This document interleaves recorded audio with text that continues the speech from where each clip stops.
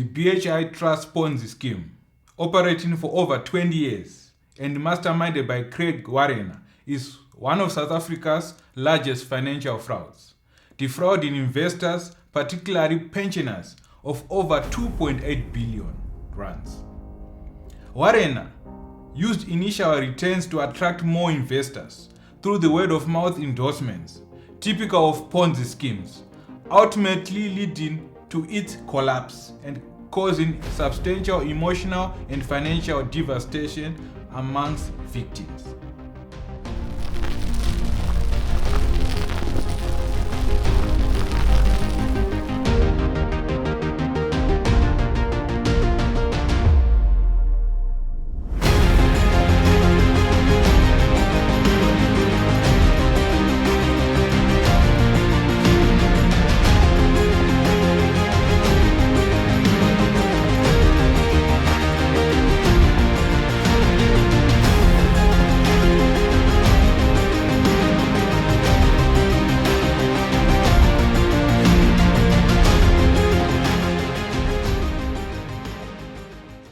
Welcome back to the Fraud News channel. I'm your host, Boss Robert. To those who have already liked and subscribed to the channel, thank you. Those who have not yet, please show your brother some love. Back to the BHI Trust Ponzi Scheme. It has been reported that more than 220 investors have come forth reporting their severe financial losses and emotional distress, especially for vulnerable individuals like pensioners. Let us listen to the video commentary from News Africa. 220 victims that have been cited in court papers so far, but it's understood that there are many more who are not coming forward for various reasons.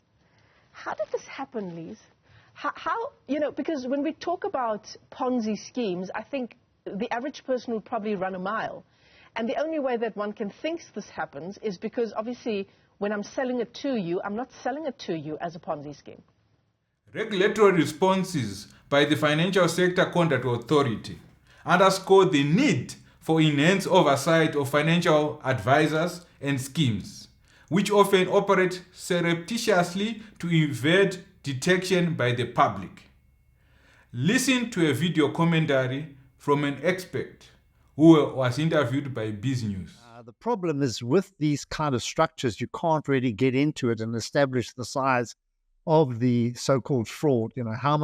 What was the quantity of assets that he was holding on behalf of clients?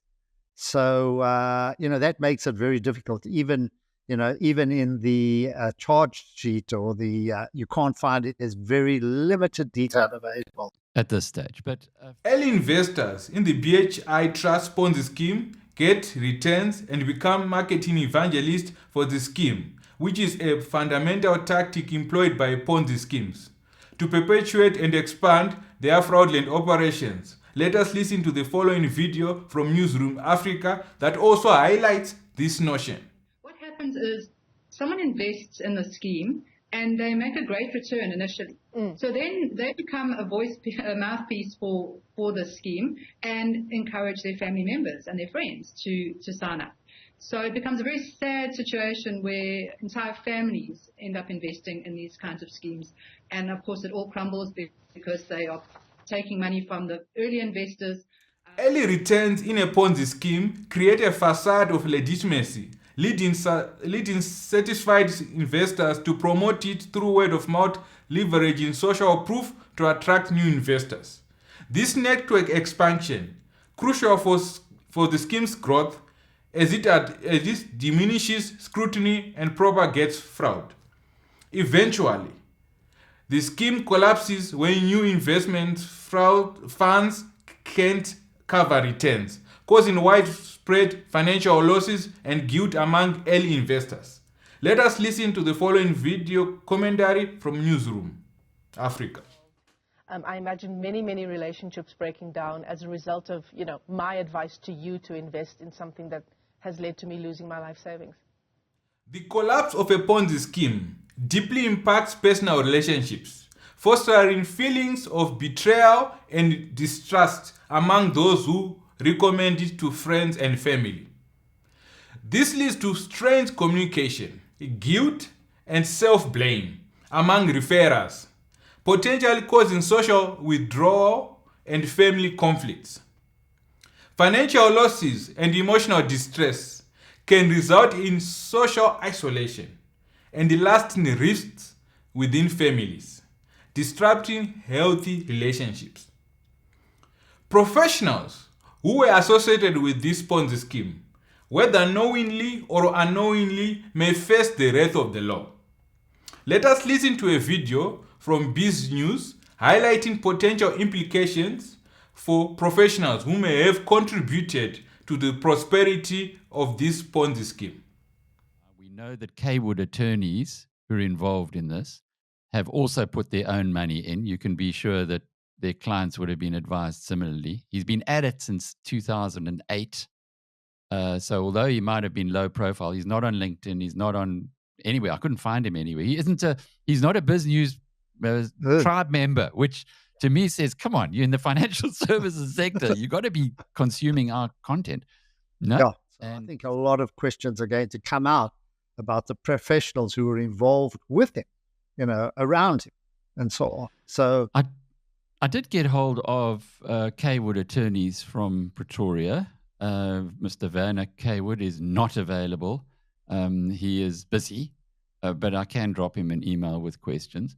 I suppose the problem that comes up here is his own reputation now, because he's been, and he says in the letter to that we were provided, that we received, that he too, his Kaywood attorneys have also put money in there. So if a professional like a attorney, and presumably there's some accountants as well, have trusted this guy, then what due diligence might they have done? Or could they have found out that he was a crook? Is it possible? What are the warning signs? I think the warning signs are the statements that you receive. I think that's where it starts. You've got to ask, where are my shares? What worries me is the structure. This is at the back of my mind. If it was a trust, who owns the shares? Was it the trust and therefore you're just a shareholder, or were those your shares? In other words, we're holding it on your behalf. These are yours, ring fence, pigeonhole.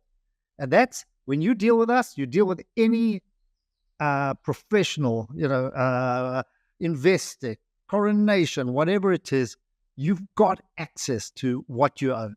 And you know that this has been held on your behalf. It's the one thing that started in 1987 was a very important regulation that came out. Your client's funds are ring-fenced. You cannot access it. And that's important to know. I want to see my shares, or I want to know where my shares are. I want to know where my money is. And we don't ask those questions. And I think this is perhaps the naivety of the people that they prey on. I think from Kaywood, I don't want to make any libelous comments or anything that's going to get me into trouble, but they should have been asking questions, and this is the problem, where they also hoodwinked, where they also conned by a smooth talking person whom they believed was acting on their behalf. This is not unusual. I know a number of these structures around. I don't say anything. That's the clients. I don't deal with them. But these are the clients. This is where this is the client's downfall. If I see something like Mauritius, or I see a name like that, I just run away. Okay, I'm not there. I want to know it's here, held in a safe deposit or whatever it is. Financial advisors like Michael Helden of Global and Local Investment Advisors allegedly played a pivotal role in legitimatizing and promoting the Ponzi scheme to potential investors. Hayden, with a background in financial institutions as a CEO of a reputable advisory firm since 1998, used his credibility to persuade individuals to invest. Listen to one of his video commentaries about the status of the financial markets.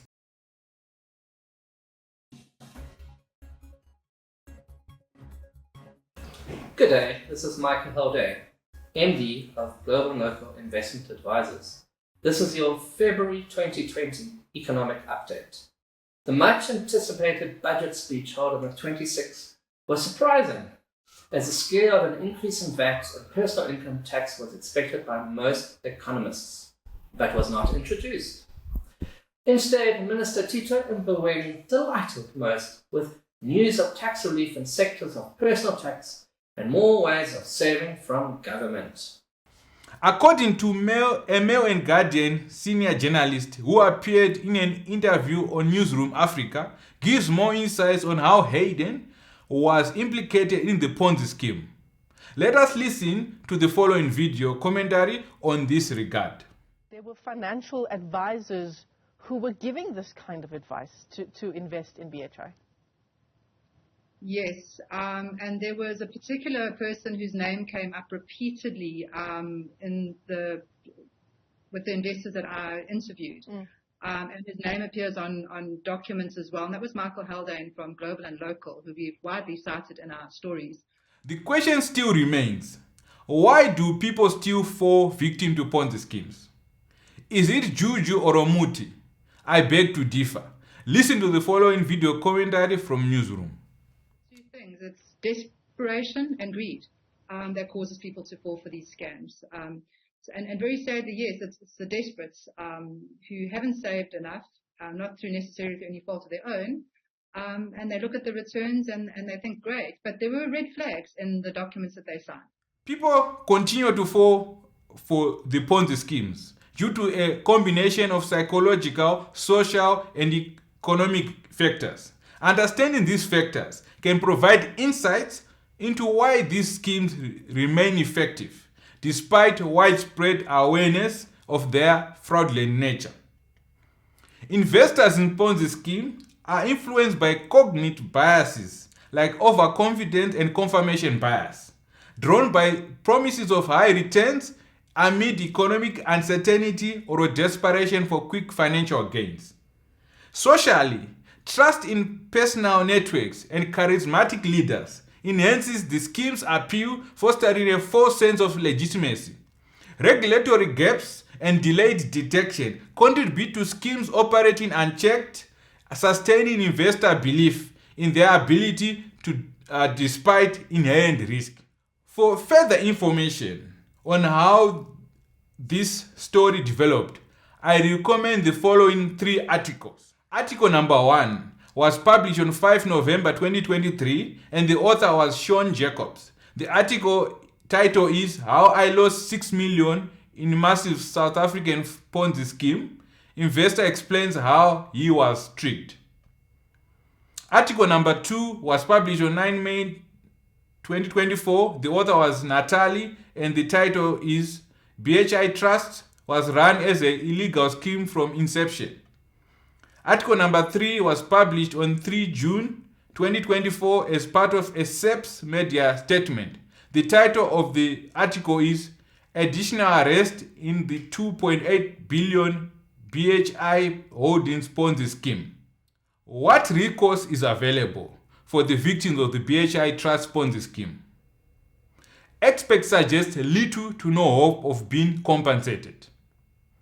And some victims have come to terms with that, yet others are still struggling to accept their hard-earned money has gone with the wolves. Let us listen to a video comment from Newsroom Africa. Personally, I don't hold much hope of people getting much back. I mean, only 4 million rand has been found in a Nedbank account. So, it's not looking good. And a lot of the investors have actually accepted the reality that getting their money back might not be what actually happens in the end, certainly not the full amount. Yeah. The alleged fraudster, Craig, has given himself to the law, but his victims seem to have no recourse. But those who have benefited from the Ponzi scheme may be charged for partaking on the proceeds of crime, which is both quite interesting and depressing, to say the least. Let us listen to a video commentary from this news. So, David, just unpack this for me. My friend tells me that Craig Warriner, the chap who gave himself up, went to jail. He's going to represent himself. He says he doesn't want bail. He wants a single cell. he's basically decided that he's guilty and he's going to stay there probably for the rest of his life. But Craig Warriner was a supposedly conservative investor. So he didn't tell his clients that he was shooting the lights out. It was always every year a slight increase, a reasonable increase, 8 to 10%, not 20 to 30%. Is that a warning bell? Yeah, that's difficult. You see, that's the con artist. That's the making you believe that everything's right. Some people have been given money out because they might have needed it for something, but actually those are the proceeds of crime now because it's somebody else's investment. That's a worry, David. That is a bigger worry than I guess just losing your money. You've got to kick more in. I think so. If you've been with him, invested with him, made money with him, since that period, from 2008, whenever it started, then you're going to be investigated. People are going to look, and that's why you've got to go all the way back, 15 odd years of entries, and see the people that scored and those that didn't score and so on. So this guy's been, since 2008, trying to earn back the money for the trust. That's what we understand so far. He isn't even asking for a lawyer to represent him. He says he's guilty. He's done it. Why would he do that, David? Why would, first of all, he be able to get away with it for 15 years? And then secondly, when the game is up, he just says, well, he throws his hands in the air and says, just do with me what you will. He hasn't slept for 15 years. He hasn't had a night's sleep in 15 years. That's the problem. He wakes up in the morning, even if he's playing golf or taking his kids out, he's constantly thinking about what's going to happen. And eventually you just say, this is too much. So he wants to be held in a cell, whatever it is, he can sleep without having to concern about it. It's all out. And I think that's the issue. You're manipulating all the time. What am I going to do? So once their money out, where am I going to find it? And you're thinking eventually, you're lying so much you don't know the difference between truth and lies anymore. You can't reconcile that. They always say an honest man doesn't need a good memory. That's an old saying, which is, so it's a problem. To conclude, the Financial Sector Conduct Authority is investigating financial advisors who recommended BHI products, potentially penalizing those involved. However, the chances of investors recovering their losses are slim. Liquidation has revealed only a fraction of the invested funds, and the complex nature of Ponzi schemes often leaves little for creditors. Out of more than 2.8 billion rands, only a mere 4 million rands has been recovered, which translates to less than 0.14% of the total invested funds. To put it into perspective, imagine you are at an all-you-can-eat buffet that boasts of a spread of 2,800 dishes. You starve yourself all day, dreaming of feasting on a banquet fit for royalty. When you finally arrived, plate in hand, you discover there are only 4 lonely appetizers left on the entire buffet table. The sheer absurdity of it is enough to make you laugh, if only you weren't so hungry and disappointed. Lessons from the BHI Trust Ponzi Scheme highlight the need for thorough due diligence, skepticism towards high returns, and verification of regulatory compliance and when choosing investments. Increasing financial literacy enables individuals to detect fraud, while prompt reporting of suspicious activities and robust victim support systems are crucial for mitigating financial fraud's impact. If you found the video informative, remember the beef special, BYF, beef special. Before you forget, like, share, comment, and subscribe to the Fraud News channel. Thank you for watching. See you on the next video. God bless you.